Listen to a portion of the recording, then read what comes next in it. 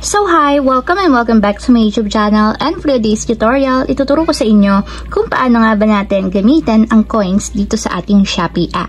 But first, kindly subscribe to my channel and don't forget to hit the subscribe button and the bell to notify you for my new updates. And if you want to learn more, just keep on watching and let's start. So ayan guys, i-open lang natin ang ating Shopee account. So, para sa mga hindi pa nakakaalam guys, kung meron kayong naiipon ng mga coins dito sa Shopee, magagamit nyo siya once na o-order kayo or mag-check out kayo ng item. So, makakalas kayo ng babayaran once na ginamit nyo yung inyong coins. So, for example guys, is pipili ako ng item or mag-check out ako ng item. So, magsa-search lang ako guys ng item na i-check out. So, for example guys, is i-check out ko itong item na to. So, open nyo lang.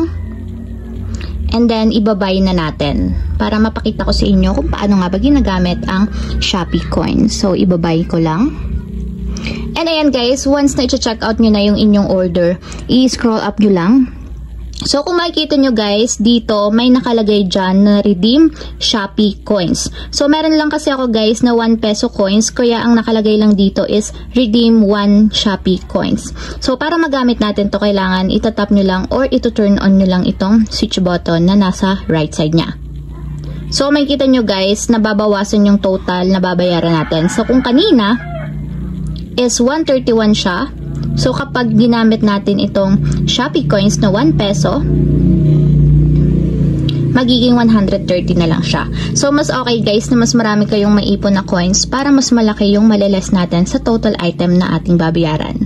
So, para ma-check out or ma-place order natin yung item, tap na natin yung place order and 130 pesos lang yung babayaran natin kasi nga nakalas tayo ng 1 peso sa ating Shopee coins.